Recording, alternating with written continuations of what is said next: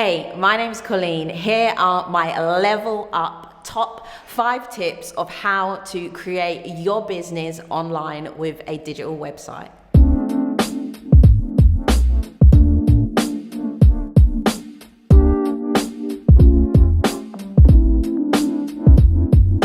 Get ready, no one size fits all. Before getting started, try to consider your main business website goal. Don't overcomplicate it, as this can set you back. Just write down what information do you need to communicate to your visitors and customers who visit the website. What actions do you want them to take? And then afterwards, what do you want them to do? For example, request a quote, purchase a product, sign up for a newsletter, grow the database, promote your services or products. Do you need to showcase your bio, customer quotes, or previous work? Alongside this, you want to think about what is your domain name. This is your website address. It should align with your business name. A top tip for this is make it easy to spell and keep it short.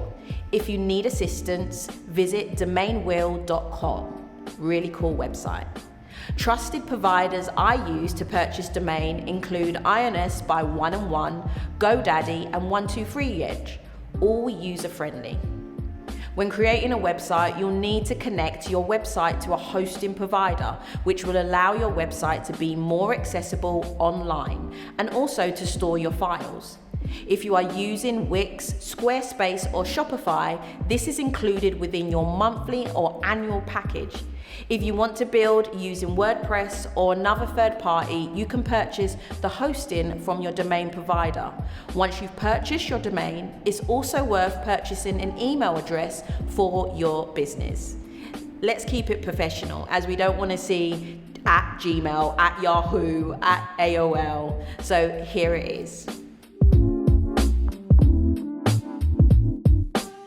Now you've given it some thought and you know your website goal, it's time to spend some time doing your research. This is crucial. Pull together all the elements you've seen and liked from other websites and online stores. Don't just look at your competitors or similar businesses. Go outside the box to get inspiration on elements you like to have on your website. Just because your competitor does not have moving icons, it does not mean you can't. You want your website to represent your brand and business. Your phone is a great tool, but it's worth collating all this information in a Word document or PowerPoint, as well as creating a folder on your laptop or tablet housing all your files, images, and screenshots. Consider looking and researching similar businesses to yours and looking at the content of the big players as well. Why not just look at everyone who you feel you want to be up against, so you know you are providing services similar to theirs but a lot more niche to go in with your brand and alignment. To gain inspiration, look at companies in different countries, as they can have styling that is hugely different to what we do here in the UK. But alongside doing all of this and considering your website, keep it simple. If you're new to this, try not to go crazy with different designs and elements. Be consistent and stick to a maximum of 3 to 4 colors. 3 fonts maximum. It's a fact.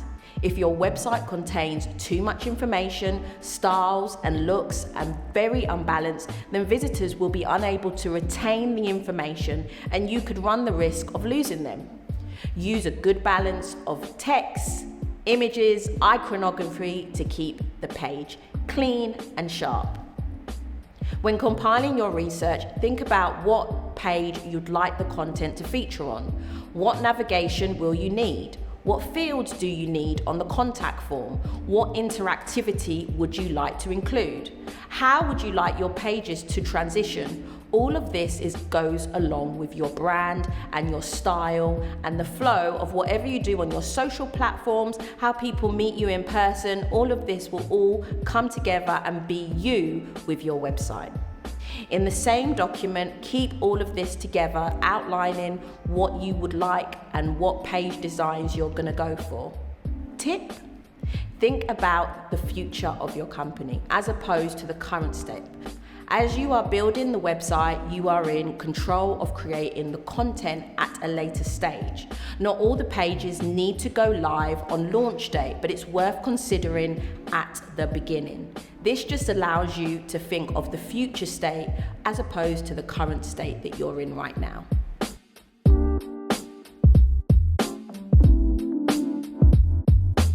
Doing the initial groundwork will allow you to pick the right provider to build your website.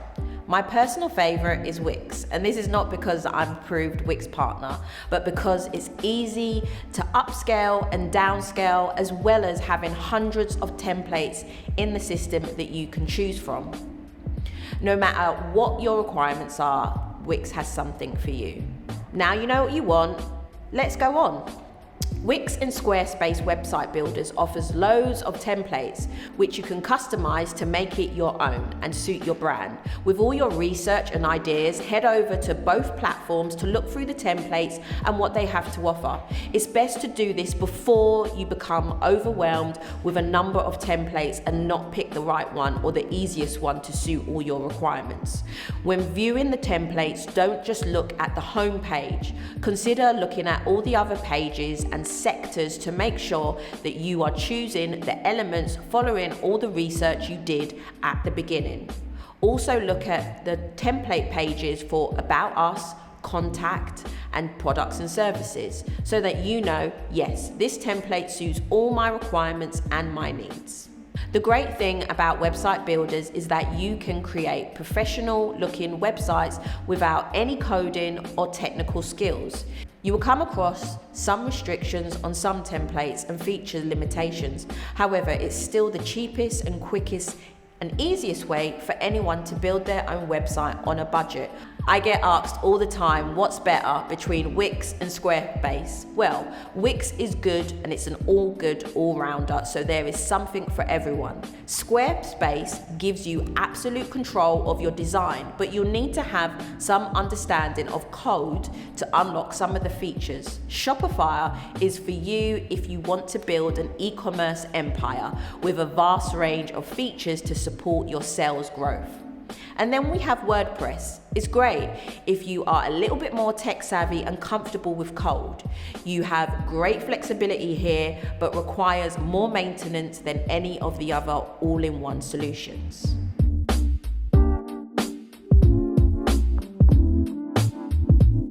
You don't have to be a copywriter to write the content for your website. Just put yourself in your visitor's shoes and think about language, tone of voice, and style. Remember to visit some of the sites you looked at when you was researching. Remember, this is your website. It's not a school essay. It doesn't need to be pages and pages long. First, to help you and to assist you with this, create a sitemap for your website which will show the hierarchy of the site pages. This can be done in a simple format and will include your homepage, About Us, Contact, and the basic model and framework of how you want it to look. You may want to include a blog which will assist you with your website and keep it up to date. If you need to talk about your products and services, this will be another page you might want to add. And altogether, you may look at other ways of linking that whole journey of the page. With visibility of seeing what pages you require for content from text to images and icons, state your purpose clearly and quickly. Who are you? What are you doing? What are you selling? What do you have to deliver? Where are you showcasing your products? How can your business assist and benefit others? Include throughout your content call to action buttons and text links. When writing, consider the images that will work with this section.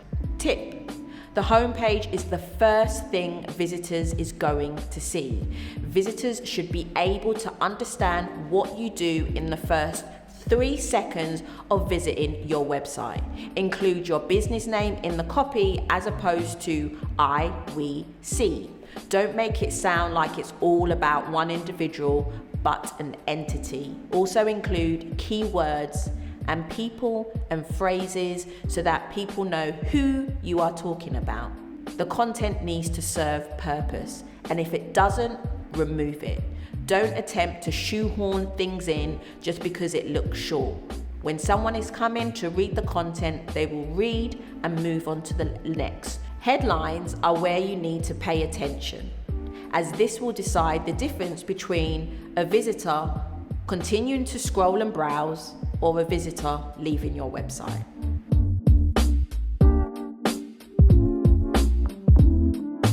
Stay leveled up. So you should be live by this time, and this is the time you need to optimize your website for Google.